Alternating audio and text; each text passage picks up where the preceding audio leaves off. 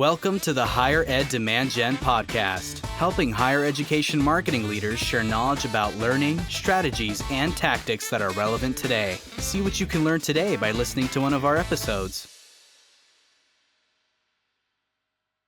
Welcome to the Higher Ed Demand Gen podcast, hosted by Concept 3D. If you like our content, please follow and subscribe to us on Spotify, Apple, Google, wherever you listen to us. And if you're on Apple, please drop us a comment. I'd love to know what you think about the show. My name is Shiro Hattori, and I will be your host today.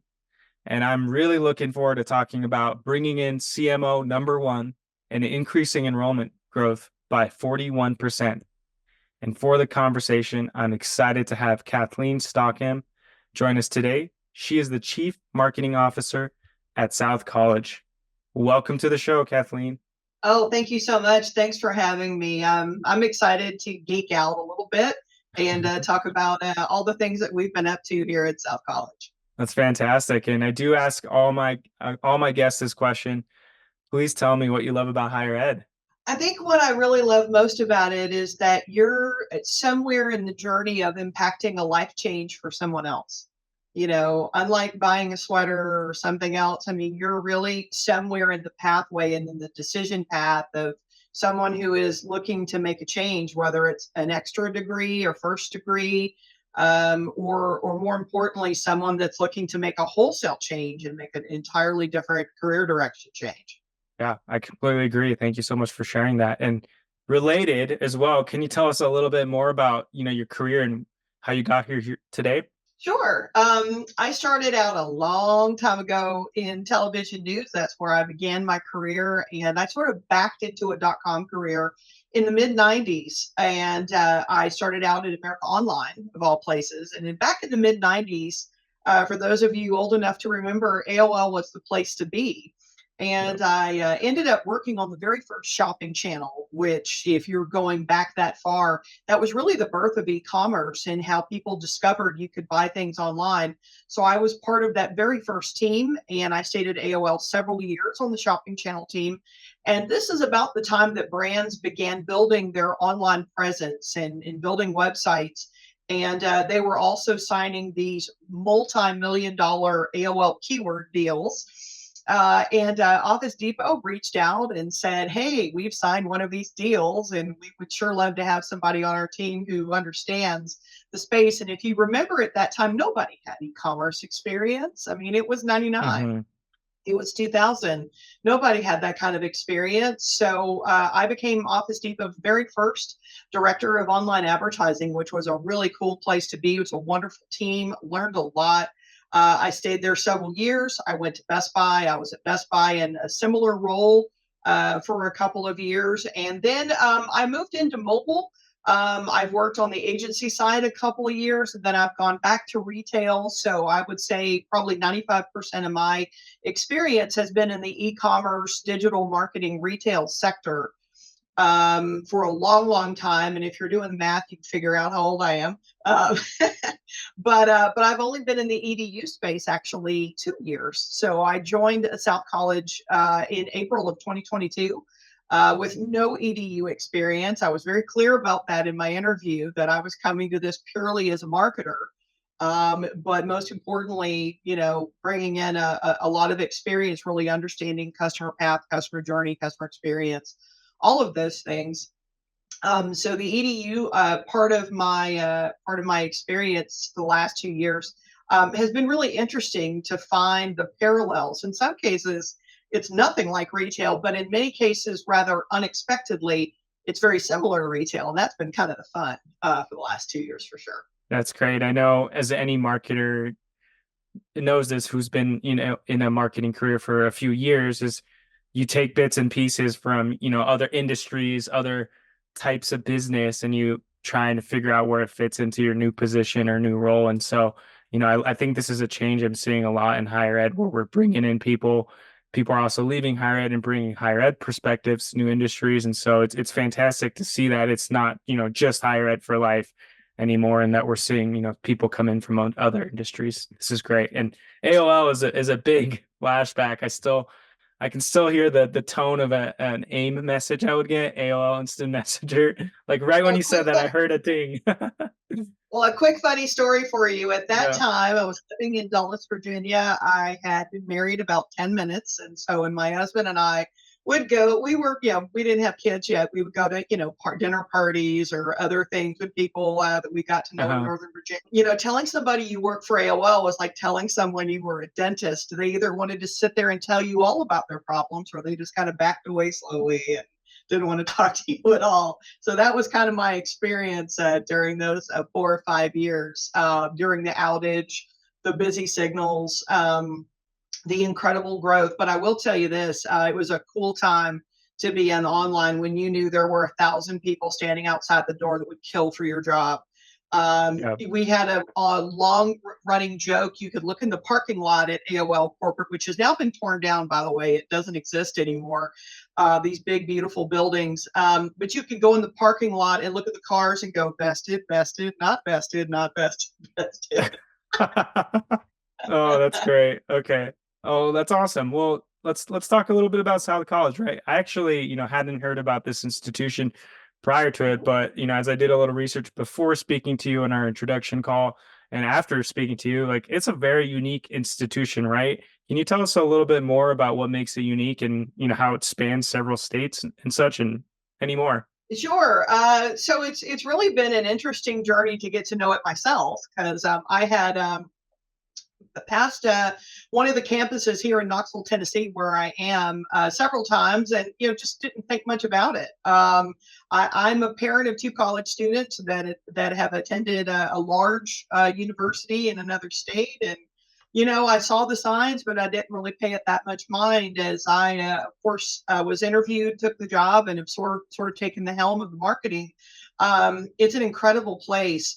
We span 6 states. So it's a lot to manage across 6 different states that have different regulatory rules. But we're also, 8 campuses strong, plus online, plus competency-based education. We are growing, growing, growing, and largely based in the Southeast, but we have campuses in Pittsburgh and Indianapolis and Asheville, Atlanta, Nashville, Knoxville, and I know I'm forgetting one, Orlando. And it's amazing. And they're run by these incredible people that sit at the top of each campus as a president. All of our degrees and programs and certificates are in areas where there's need. Healthcare is a really, really big one for us.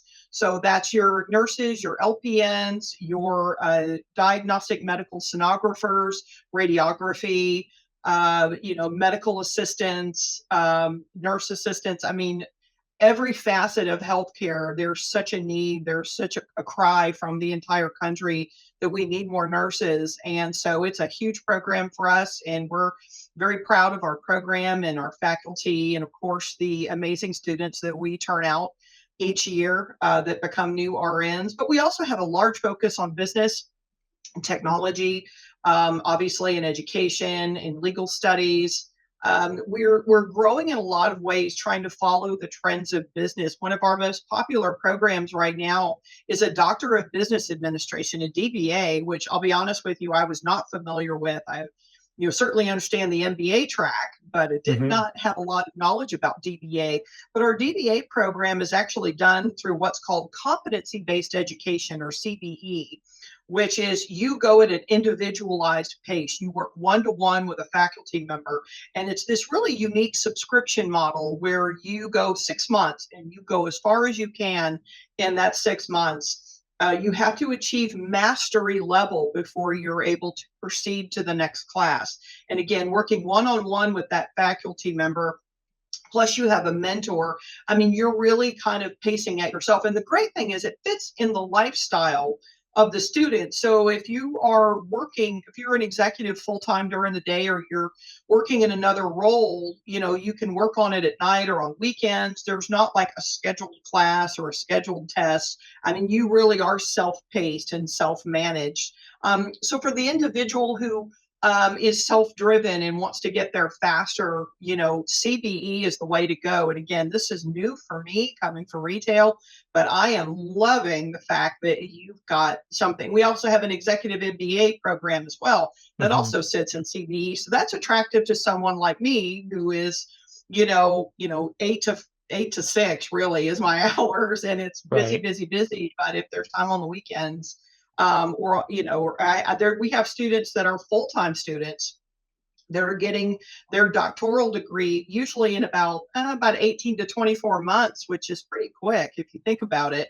But watching that grow and watching the response of potential students that are interested, and keep in mind that most of our students are not just the 18, 19, and 20-year-olds. They're the 45-year-olds. They're the 50-year-olds. They're the 55-year-olds that are looking to either make a major change and get a more advanced degree to help propel them in their life and in their future, or in some cases, they're first-time college students and they're Hmm. just looking to do something wholesale different. And it's a wonderful way to look at it from a non-traditional standpoint, that the people that walk through our doors are there for different reasons. We see tours going on all the time at this campus and our other campus here in Knoxville that's about 7 miles down the road. And sometimes you see the 18-year-olds with both parents walking the campus, or Hmm. you actually see the mom with, a couple of younger kids with her walking and taking a tour and speaking with admissions. And I mean, it's kind of Yeah. neat that it's not that traditional college experience. When I dropped both of my kids off their freshman year at their dorm with all their stuff, the cries, the Hmm. hugs, this is different. We're a commuter campus. And again, it works so well for, and it kind of goes back to that retail mentality that you're putting an opportunity and a service in front of the right person at the right time when they really need it. And that's Hmm. really the approach that I've taken since joining. But it's been incredible, and we've been growing, and let's just keep going. That's great. Yeah, I remember one thing you said that stuck out was each campus molds themselves to the needs of the communities that they are in, whether that's business, nursing facilities, and facilities and equipment for training. And so I thought that was amazing how quickly shifting to, fit the needs of the community, which is something, I personally think is a huge need for higher ed to do, is to move faster and support their communities. So that's great. I know Absolutely. you talked a little bit about age demographics. Are you seeing, in terms of going back to our hook around 41% enrollment growth, which we'll get into a little bit more, are those growth in age demographics to specific groups? Like I'm just thinking, like, I know at least with community colleges in California, there's been a huge growth in that. I think it was like 40 plus age demographic group. And I'm wondering if you're noticing specific age demographics grow because there's an increase in non-traditional students. We've actually seen a vast increase in male students, particularly for healthcare. Oh, So when I interesting. started, I study our GA4 metrics pretty religiously. I'm kind of hanging around like a raccoon by a dumpster by my GA4 metrics every day. I look at it every morning. But that's one of the big notable takeaways, is the fact that I've seen our enrollment and even our lead gen shift from being primarily female, like, let's be honest, 75, 73, 75% female, to now it's more like 55% female. So we've had a really nice pushover where our male population, our male applicants, our male students are really picking up. And again, it's not just business and technology, but it's also healthcare, which has been a more female predominant environment, particularly for nursing and for graduate school nursing as well. Hmm. All of our graduate nursing programs, most of them are online. So again, that's also very attractive to students. But we have a physician's assistant, which is a huge, huge program, and these are turning out these incredible individuals that go out into the medical world. They work side by side with NDs. You see physician assistants more and more that treat you in an emergency room or in a walk-in clinic. So we have, Right. but we also have nurse anesthesia, which is another huge growing field where they serve at the right hand of the anesthesiologist. It's an incredibly important role, and it requires obviously a lot of education. And again, you see more and more males that are applying and that are in the program. So, I mean, I think that's not so much the age piece, because I think because as a commuter school, we are going to get, all age ranges, because again, it's either, matriculating on campus or hybrid or online. But the fact that we've seen a sharp shift, that there are more and more men out there that are, that are either coming to healthcare or enhancing their current education path in healthcare. It's really cool to watch. That's a very interesting observation. I think, yeah, maybe like access to you, like you said, right, the different times of day has opened it up more for someone who's looking for career change, and maybe that's a male. And so that's very interesting. Well, getting a little bit more into our topic, I know in our previous intro coffee conversation, we talked a little bit about your take, right, coming in a little bit from non-higher ed space, right, more with a lot of e-commerce background. I liked your take on the job to be done about what higher ed marketing's role is within the student journey and what they're selling, right? I don't like using the word selling too much in higher ed, but if we relate it to e-commerce, what are you selling? And you talked a lot about you're really at the point of consideration, and marketing is helping there to support that. Can you tell us a little bit more about your perspective on that? Similar to retail in a lot of ways, for a consumer, you want what you want. You're going to, research what you're looking to, where a lot of people, including myself as a consumer, I want to go and read reviews. I want to understand a little bit more before I make a purchase. The consideration funnel, obviously, for buying, a consumable item like a sweater or a pair of shoes is incredibly different from someone who is in a consideration path that I want to go to school. Either I want to return to school, or this is my first foray into higher education. Our job as marketers from the EDU space is to provide as much information and obviously as much surrounding information about admissions. How can I apply? What are the admission requirements? What are my financial aid options? Do I qualify for financial aid? How long will it take me? All of those things. So if you think about it, again, similar to retail, when you look at a data feed for a retail product, its size, color, dimension. So, I mean, EDU is kind of the same way. It's how long will it take me? How much does it cost? Do I qualify for scholarships? What kind of roles may be out there for me if I go in this path, and all of those things. So when you look at it from a consideration funnel, it's probably a longer funnel, which it should be. This is a major decision, but it's not any wider, if you will, when you think about it across criteria of the way people think about these decisions. It's similar to when you're buying a large ticket item like a home or a car. You go in with a mindset and a punch list of these are the criteria that must be answered for me to make a decision. But higher education is 100% the same way. For a lot of our students, particularly for our campus level, for all 8 of our physical campuses, plus online, that's something to take into consideration. How far away is it? Can I get there? Can I get to class on time? Will I still be able to go to work? Is there a library available? Yes. Is there a bookstore? Yes.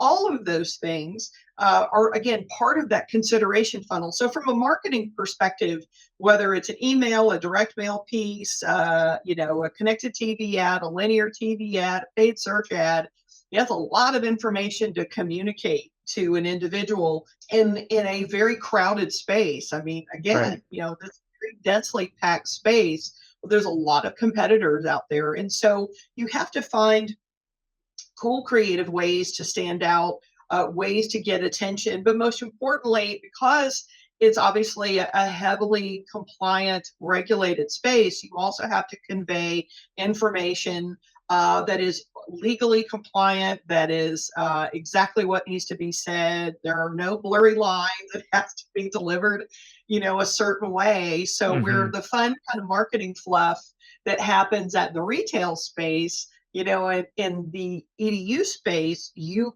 can't be as freewheeling, if you will, when copying in information. We have a chief compliance officer, our vice chancellor, who we work with very closely, and we love her because I personally have learned so much from her.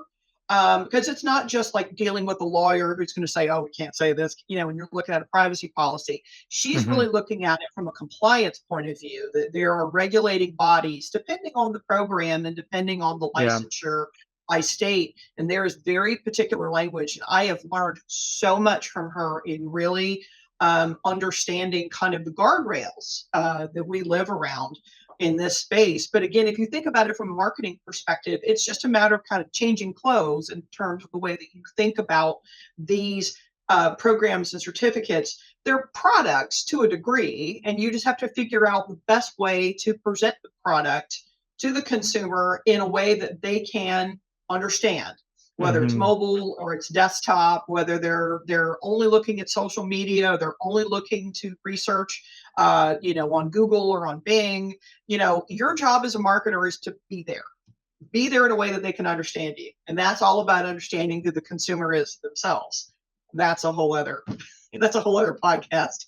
Yeah, audience, right? I know you mentioned GA4 earlier, and I didn't ask about it because I can nerd out about that too. But yeah, audience is huge, and it sounds like you have a good grasp of that, and so that has led you and your team to be able to deliver the right information at which a student, an interested student may be thinking of wanting in terms of like considering South College and, what benefits it has, what programs it has. Does it meet my requirements? And so that's fantastic. And I like the way you've broken it down and relate it to things that we can all think about in our daily lives, like going on Amazon, looking at reviews and looking at the specs, right? Like being like, okay, is this going to fit in this spot in my house? Or like very like understandable, I think. Well, it's funny. Descriptions, right? Yeah. When I first came to South College, they had varying degrees of marketing leadership that had been in place, but they came from the EDU space. And again, I came at it from a purely tactical point of view of what I know worked, in other verticals. And, the one thing that stood out to me right away is that we needed to get the right partners in place, the right partners who really understand the EDU space. And so I went through probably my first 5 to 6 months. We RFP'd our agency. We got a different agency that specializes in EDU. That made a huge difference. We brought in the right technical partners, the right MarTech stack, to bring it together so that it all worked together, in a really nice hand in glove way, instead of having competing pieces of tech that was bolted on the back end that they were kind of fighting each other. And so, bringing in just that fresh perspective and that fresh set of eyeballs, and also bringing in, 20, oh Lord, here we go again, 28 years of experience doing this, you kind of know, hey, this works, this doesn't work. But they never really thought about the marketing piece as being about the right time and the right place. It was just put it out there, put it out there, put it out there. Yeah. And so bringing in the right partners and then the right kind of methodology, if you will, that, good digital marketing, there's an argument of whether it's agile methodology or waterfall methodology. And I say it's all methodology. I mean, it really has to be both because, again, some consumers are going to follow that very waterfall. I need to drill down. I need to learn more. And some are going to be very agile. They're going to be looking at financial aid, but they're still thinking about the kind of program, but they're still thinking about, do I want to do this online or do I want to be on a campus? Do I want to go to school at all? I mean, and again, that's your job as a marketer, is to kind of anticipate, where those decision points are going to be. And, it's also a bit of a gamble too, to be honest with you, because as you are trying to put programs and information out there to a consumer, what you may not realize at the time is that the timing may not be right, but they're going to remember you, which is all about getting back to what I've tried to educate some of my colleagues about, is multi-touch marketing and about multi-touch attribution. They drive past the building that we have big old signs out here. If they drive past the building 1,000 times, doesn't resonate. They see a TV commercial. Oh, wait, I know where that's Right. located. But they may not be in the market. But you know what? 8 months from now, when they're like, you know what? Kind of feel like I need more education. Oh, wait a minute.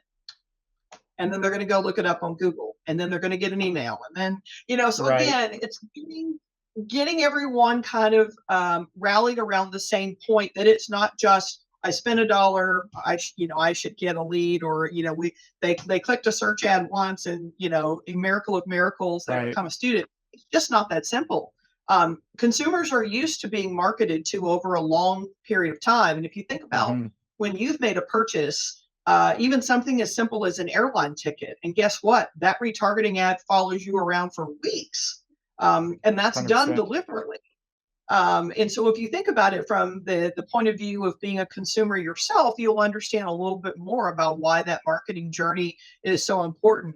And again, from the point of the consumer, they're going to need you when they need you. And when they don't need you, there's really not much you can do other than be patient, because they will be back. That's great. Yeah. And I know we talked about a Yeti mug, right? Like even buying this simple mug, I'm showing my mug right now in front of the video camera screen. Even my decision to purchasing that wasn't as simple as, one click and a lead and I was purchased, right? I probably saw a friend with it, right? The idea of having one entered my brain. And maybe went to their website, got an ad on Instagram, went to their website, got retargeted, and I finally made a purchase after maybe 5 or 6 touch points, right? And so, I like your point about multi-attribution. Like, I mean, this is all the decision making that went into buying a mug, right? Like making a decision in going to a higher institution is much bigger and major. And so, like you said, right, it takes a lot of touch points. It takes a lot of But it's also a market. different kind of consumer. So, Yep. I'll just go pick on the 18-year-olds for a minute. So, some kids want to get as far away from the family, want to move. They want to go to a That was big, me. big D1 or D2 school out of state. That's awesome. But you know what? There are some students that, they're not sure, and they want to stay close to home for the first year, or there are other family financial considerations in place, and they don't want to go far away, or it's more out of Mhm. necessity that they need to be a little closer to home, where a commuter school is more appealing, or it's more affordable. A lot of considerations are obviously intact. So again, it's all about the needs of the consumer, where there is obviously a lot of things that go into that whole consideration window and decision tree of whether or not this is the right decision for them. But it also goes back to the multi-touch piece. It may not be the right decision for them now, but 12 months from now, it might be a completely different story. My job is to continue to put the brand out there where it makes sense, so that it's that recall. Ooh, I remember those guys. And there you are.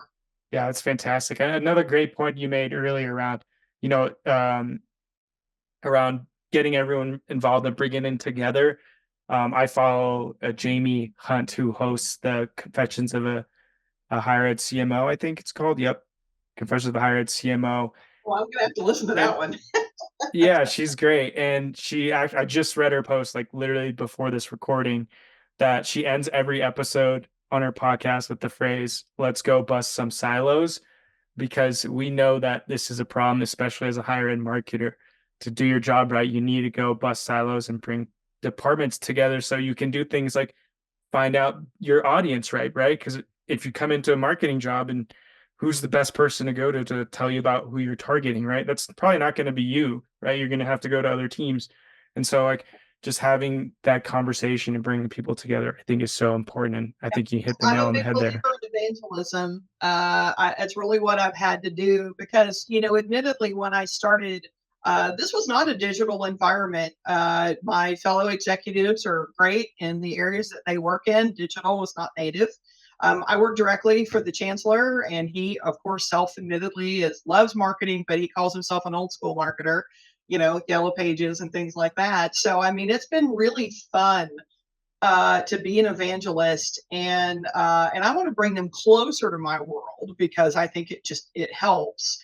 And so it's been fun to watch the light bulb go off over their head when they get it the first time, like, oh, I get this now. Having a conversation about third-party audiences, I know we're going to talk about that in a moment, but really explaining to them, what targeted audiences are, what custom audiences are, and how we can take our first-party data and how we can use third-party data. And it was just like, and it was great. And it was great because, again, the closer I get them to my world, it makes the difference between someone giving me, a fast no rather than a slow yes, because they're starting to understand it. And it helps. And it's not easy work. Evangelism is hard. You are just P.T. Barnum out there in the frontier by yourself, and nobody understands what you're talking about. Yeah. I told my spouse one day, sometimes it feels like I am in a foreign country and they do not understand anything that I'm saying. But, once you start to get the, oh, okay, and you get the buy-in, and then you get the excitement, and then you get the enthusiasm, it's awesome. We have this really amazing attribute-based email platform that I brought in because it was important for us to be able to email based upon attributes. And when I explained to one of the campus presidents just how granular I could get with the attribute-based email to send triggers and things like that, he was like, "You can do that?" I'm like, "Well, yeah." Wow. Those are the moments that you live for as a marketer, because I know that for some marketing people, and I've worked with a few, that they like kind of being the behind the curtain, don't pay any attention to that man behind the curtain thing. I'm the opposite. I want to bring them in. I want them to understand it. I want them to be invested in it and to be excited about it, because it just makes the day easier. It just makes budgeting easier. You're not looked at as a cost center anymore. I mean, let's just get into the psychology of that. And it makes things better.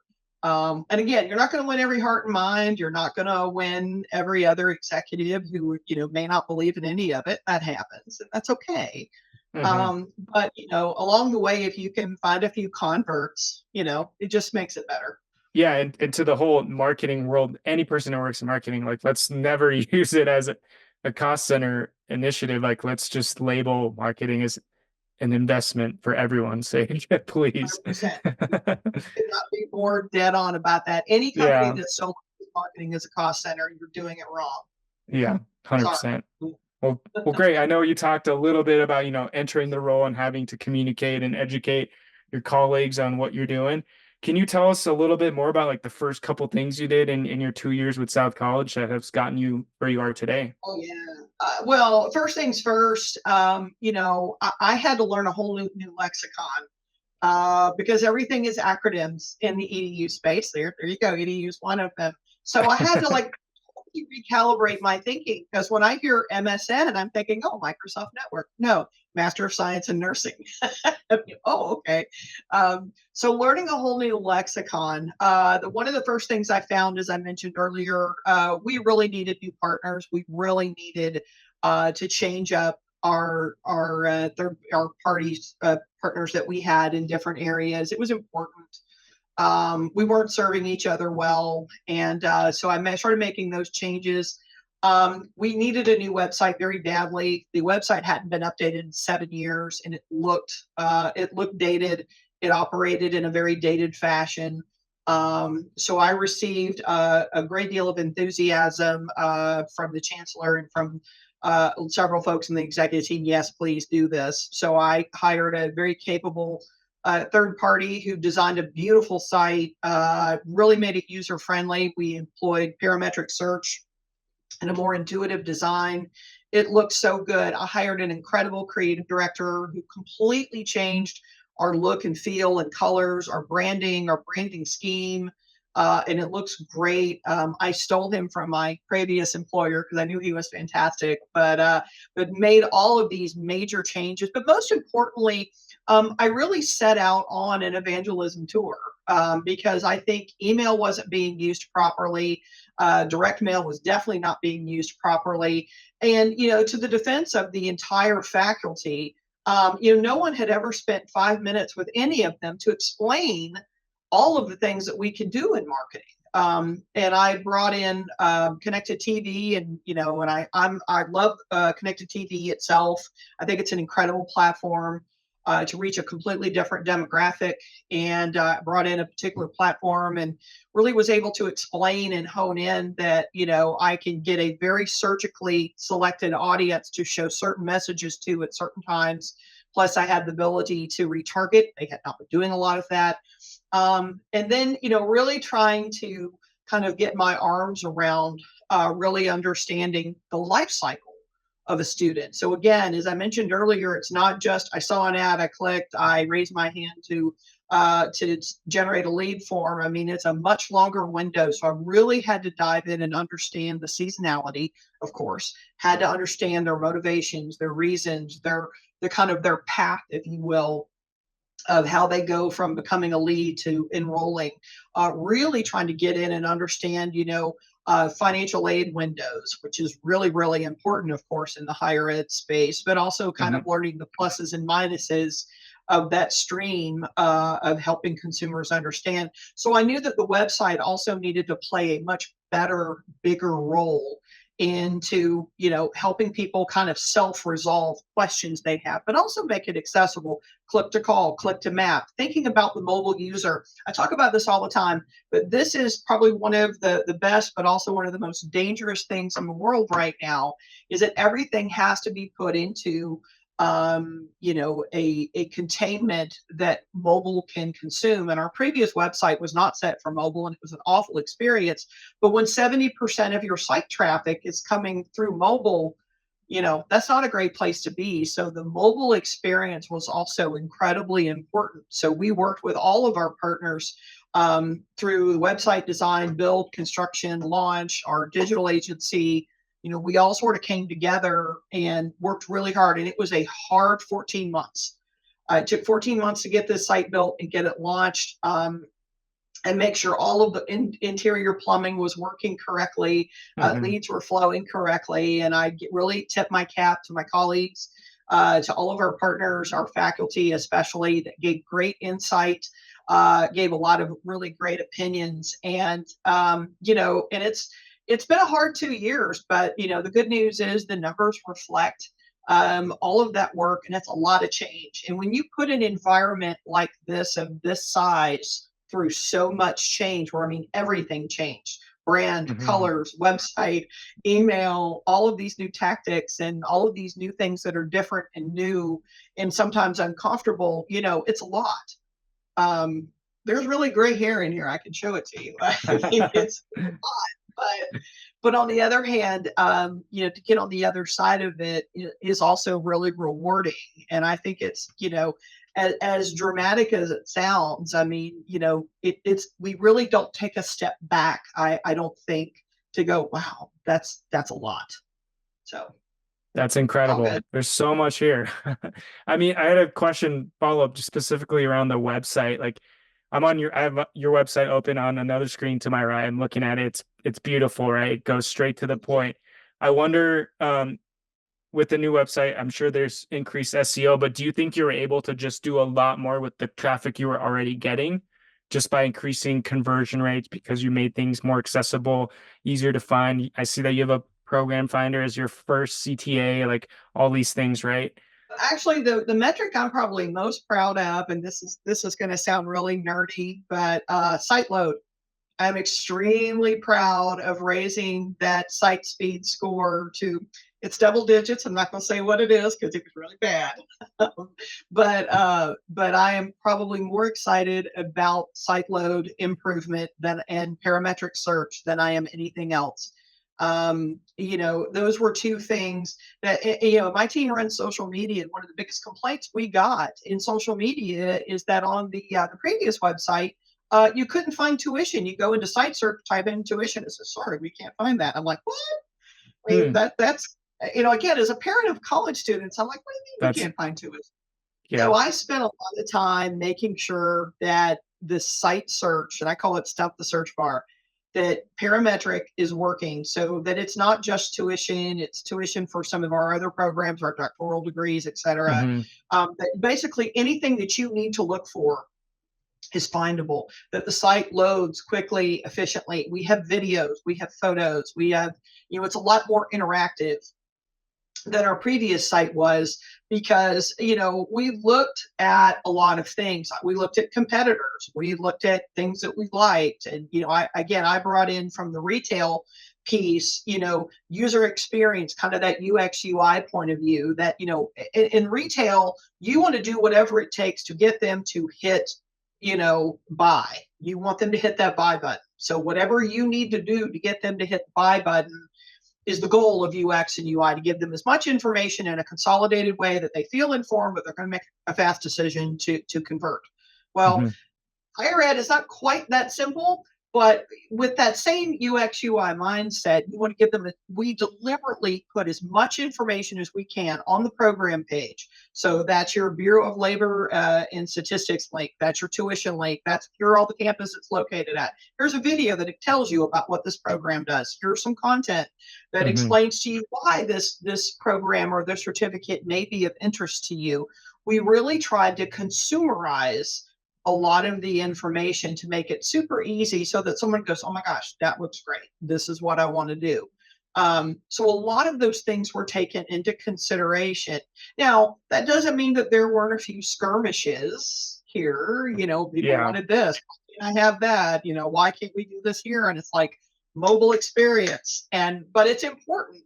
But the nice thing is, I've created all these little mobile experience people all around the company, like, oh, we got to think about mobile. And that's awesome, because that means that they have learned something. They're listening, and that's awesome. That means evangelism is working, because they're thinking about the layout of the site, and they want to add a page or add video, or I get a request from somewhere, we want to add these things. And when I say mobile experience, oh, okay, yeah, that's a good point. That's a win. So Nice. It's good. That's a win. I love it. And I know we talked a little bit about this earlier. We talked about third-party marketing, right? Can you tell us a little bit about what it is and why you think we should be investing in it right now? Yeah, third-party audiences, it's been around for a while. It's not necessarily new, but it's a lot more sophisticated than it used to be. But it's a way to take coagulant data of users. So I'll just pick on myself, because I'm an easy demographic. I'm obviously of a certain age, and I have kids. One's out of college and graduate school. The other one is a senior in college. So you kind of understand that. So I sit in a certain demographic. I live in a certain part of the country. I have purchase patterns. I have web user behavior patterns. You can append that data with credit card information. So I sit in a concentric of data that's about me and people just like me. So if I'm a marketer and I want to find somebody like me, I'm going to go and bite on that concentric to say, yes, I want this audience of women that have kids in college, that are, professionals, that, this is what's going on in their life. These are the people I want to get my message in front of. Third-party audiences are great because it cuts out a lot of noise for people that just aren't your audience. No knock on anybody; they're just not your audience. I came from a home shopping network before I came to South College selling jewelry, and our demographic was 65 and older. Mostly retired, mostly living in retirement-centric areas. So you're cutting out a huge part of the country, and you're cutting out males, and you're cutting out younger females. So the demographic was actually very narrow. So buying third-party audiences for that particular market was very easy to do, because you knew exactly it's just this and none of that. And when the company wanted to make a pivot to go younger, so we looked at third-party audiences of younger consumers, 36 to 45. They really weren't home shopping people. That's not who they were. That's not their habit. That's not their viewing habit. That's certainly not their web habits. And that was hard to do. In the higher ed space, again, I have this nice wide demographic of basically 18 to 60, which is enormous. But I'm also, looking for people that are, fitting certain consumer buckets. They're looking for, a master's degree, a doctoral degree. They're looking to enhance their current education, or it's someone who's making a complete job change, a complete career change. and they're looking to do something different, or they're looking to change their income level. I mean, there's a lot of variations that are in there. So it makes third-party audience targeting, it's a lot of fun. It's kind of like fact finding. If you really like and enjoy, kind of mysteries and kind of putting clues together, that's kind of the cool part about third party audiences, because you're kind of taking bits and pieces of different people and different directions, and kind of putting them together to see how it works. The best part about third party audience targeting for most platforms is if you get it wrong and you're not getting a lot of activity, you just dump that audience and go find another one. And that's the other thing. That's the awesome thing about digital. Unlike print, unlike TV, unlike anything that is permanent, for digital, if you go X instead of Y, you can go, oh no, let me flip flop that. Let me fix that. Mm-hmm. And you can make those changes. And that makes it great. The other thing I really honestly love about third-party audience targeting is that it tells you a lot about the audiences that maybe you didn't think about. So, you have the ability on certain platforms to go grab, certain financial information, certain demographics, certain, what states that they live in, locations, geo-targeting, all of those things. But, you may not realize that, your target audience is also really interested in crime solving dramas on podcast. So interesting story. I was looking at something, I don't know, it's probably 6 months ago. And for some reason, we're skewing really hard for people that listen to crime solving and crime and murder mysteries on podcasts. And I was kind of like, huh? And I realized what we were targeting and what we were looking for a particular degree. And I was like, oh, that makes total sense. But it's something that I would never have thought of, just looking at it from a purely marketer's perspective. Okay, I want this, this, this, and this. It's like putting something in your shopping cart at the grocery store that you're not really sure about, but you bring it home and you're like, oh, this is great. It's kind of the same thing. But again, your willingness to experiment is what makes it rewarding. If you're just playing it safe and only getting just the audiences will work, that's no fun. Get out there, and I tell every marketer this, that I have the opportunity to get out there and play with the audiences, because I would say probably 75% of the time you're going to get surprised at the kind of demographic that you never thought of that is actually part of your mix. And if you're smart, you're going to go and kind of test the waters. I always describe it as kind of like if you've ever been on a boat and they've got that little computer that tells where the fish are. Yeah. And you just go there. That's where the fish are. That's the fun part about it. The fish are over there. So stop what you're doing and go over there and go fish over in that area. So, it's just one way. That's how I always explain third-party audiences to someone who doesn't know what it means. It's like using your own art to find fish. Right. You're treating it as more of to go to the investigative mystery route, like an investigative tool to maybe new audiences you weren't thinking about or you weren't considering in your audience. And so that's very interesting. I definitely haven't really used it like that, because I've been told, here's your audience, like go get them, right? But it's a great way to experiment. Well, the third-party audiences change and deprecate all the time. So if you're on some kind of CROCKPOT strategy, set it and forget it, you're doing it wrong. Yeah. Third-party audiences is something that you need to tend to, like a garden, like a weekly thing. You need to be paying attention to those numbers, because audiences deprecate. And if you're not paying attention, you're going to have a dead audience running that you're not even aware is completely deprecated and not working. Mm-hmm. So if you're going to, it's like social media. It's great to have a page, woohoo! But when it becomes tumbleweeds in 6 months because nobody's done anything with it, that's even worse than not doing it at all. There you go. There's your mom advice for the day. I think I want to give the title of this episode "No More Crockpot Strategies" or something like that. I'll change the title. Well, this has been an amazing conversation. Probably one of my favorite conversations I've had on this show. I'm wondering where our guests and listeners can reach out to learn a little bit more about what you're up to. Sure. Well, first and foremost, you can find us online at south.edu. So if you want to go and take a look at the beautiful brand new website that's been live about a month, that's www.south.edu.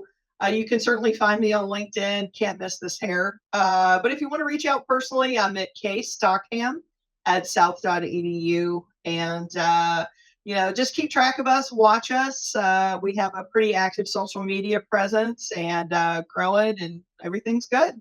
Yeah, I'm on their website right now, south.edu, and it's very nice. And so definitely go visit it. And for those of you listening in, her hair does look beautiful. So try and find the micro clip from this. So it'll be great. Awesome. Well, thanks everyone for joining again, and please catch us on the next episode. Kathleen, it was amazing to have you. Thanks so much. Thank you.